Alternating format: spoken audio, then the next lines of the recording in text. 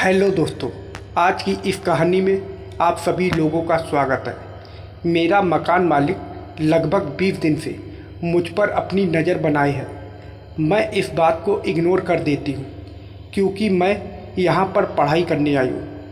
मेरे घर वाले बहुत सोच समझकर मुझे शहर पढ़ने के लिए भेजे हैं, लेकिन मकान मालिक की ऐसी नज़रें देखकर मुझे बहुत डर लगता।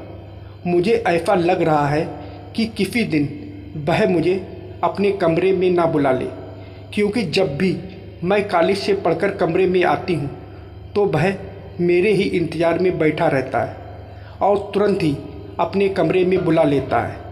मैं भी कुछ सोचकर चली जाती हूँ, क्योंकि उन्हें देखकर ऐसा नहीं लगता कि ऐसी कोई बात अपने मन में लाएंगे, लेकिन फिर भी मेरे लिए अनजान है। इस बात को मैं नहीं भुला सकती थी। अपने अपने कमरे में अकेले ही रहती। दरअसल मैं और मेरी सहेली दोनों लोग साथ में रहते हैं, साथ कॉलेज जाते हैं और साथ वापस आते हैं। अभी उसके गांव में शादी है तो जाने के लिए जिद कर रही थी और लगभग 1 महीना हो गया, अभी तक वह नहीं आई है, इसलिए मैं थोड़ा डर रही थी।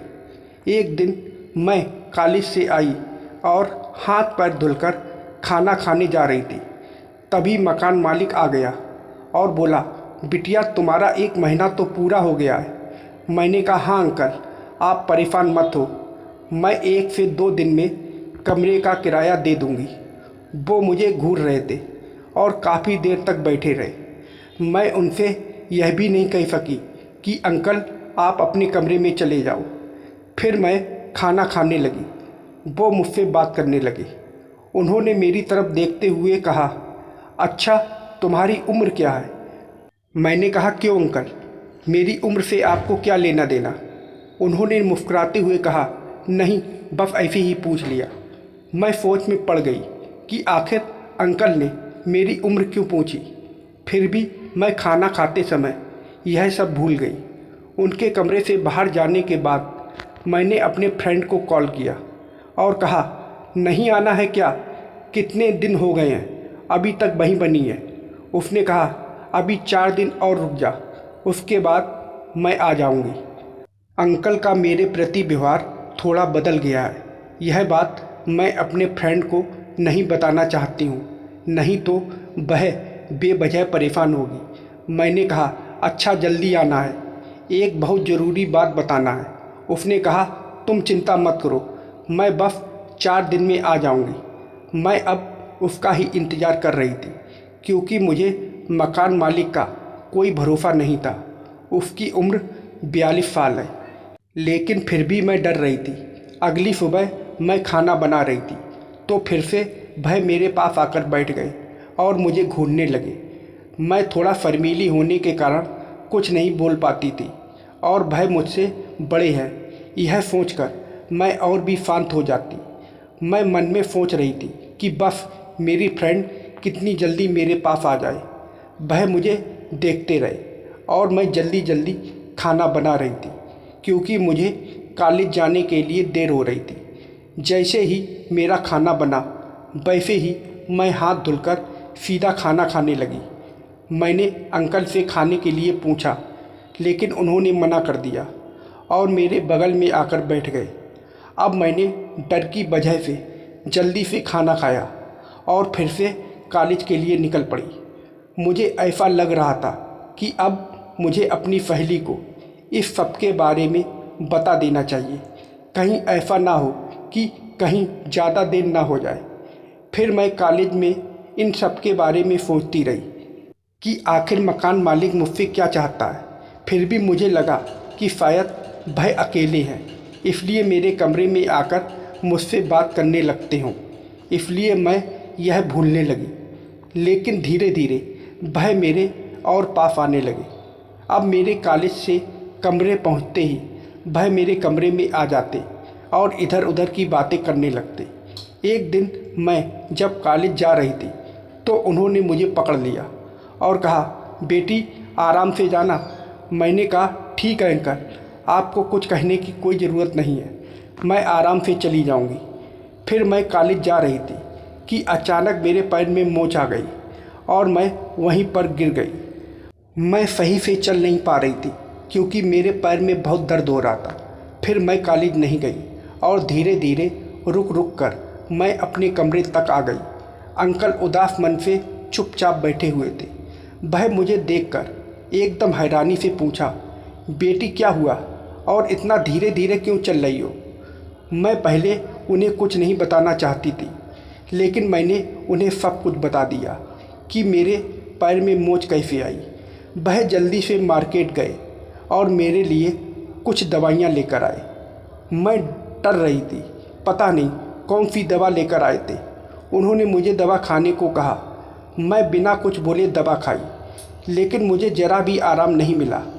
कुछ देर बाद अंकल हल्का गर्म तेल लेकर आए और कहा, तुम आराम से लेट जाओ, मैं तुम्हारे पैर में मालिश कर देता हूँ, जिससे तुम्हें बहुत जल्दी राहत मिल जाएगी।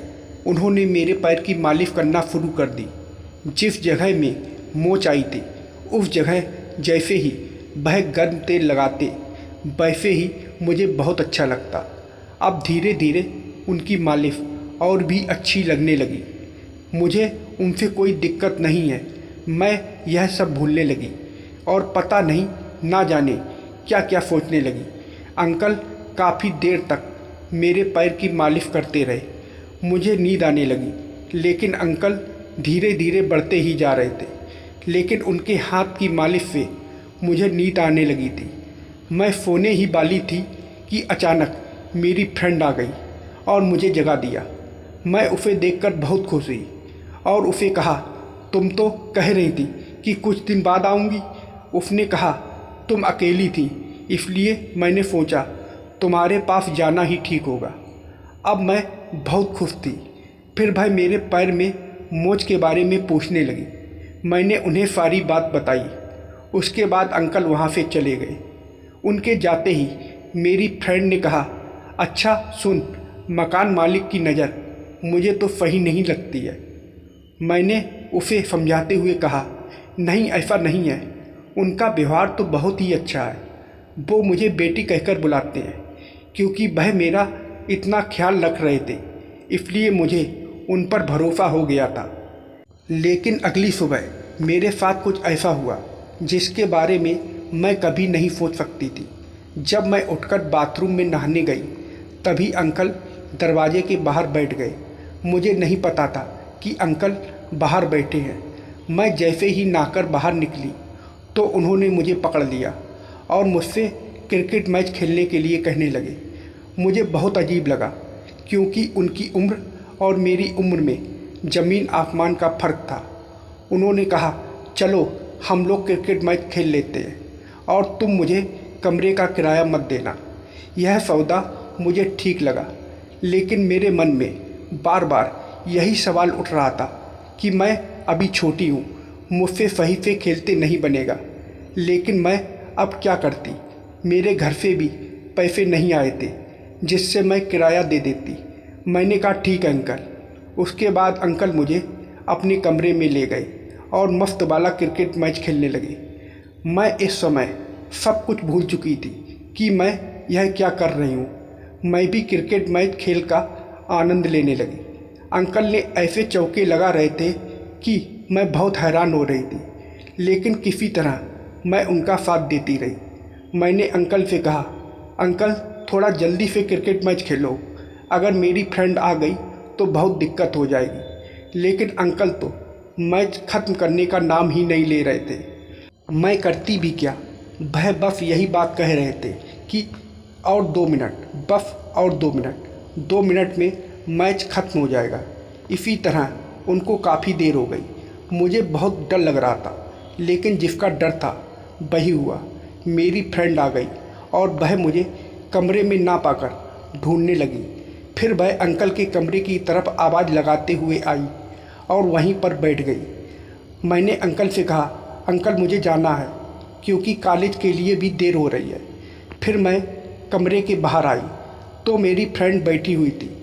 वो मुझसे बोली, अंदर क्या कर रही थी? मैंने कहा, कुछ नहीं, बस अंकल के साथ थोड़ा उनका एक ज़रूरी काम कर रही थी।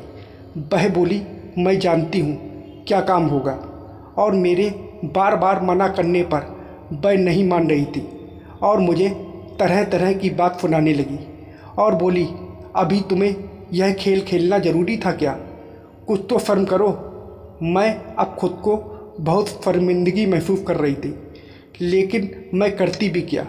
मेरी फ्रेंड का गुस्सा थोड़ा शांत हुआ और बोली, अच्छा ठीक है, मैं यह बात किसी से नहीं बताऊंगी, लेकिन आज के बाद ऐसी गलती मत करना, नहीं तो तुम्हारे घर वालों से बता दूंगी। यह सुनकर मुझे थोड़ी राहत मिली कि आखिर अभी वह घर में नहीं बताएगी, लेकिन अब वह मुझसे ज़्यादा मतलब नहीं रख रही थी। फिर मैंने उससे कहा, तुम मुझसे बोल क्यों नहीं रही हो? वो बोली, अब मुझे यहाँ रहना अच्छा नहीं लगता और मैं तभी तुम्हारे साथ रहूँगी जब हम दोनों ही मकान खाली कर देंगे। फिर वह खुद मकान मालिक के पास गई और कमरा खाली करने के लिए कहा।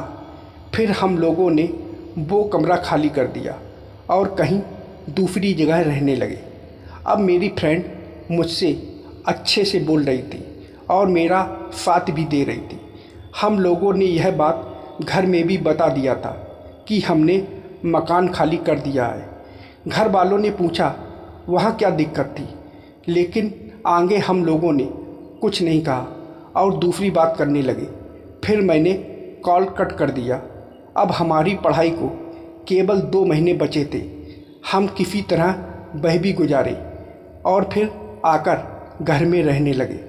तो दोस्तों, आप लोगों को यह कहानी कैसी लगी कमेंट करके ज़रूर बताइएगा और वीडियो को लाइक और सब्सक्राइब करना मत भूलिएगा। वीडियो को पूरा देखने के लिए आप लोगों का बहुत बहुत धन्यवाद।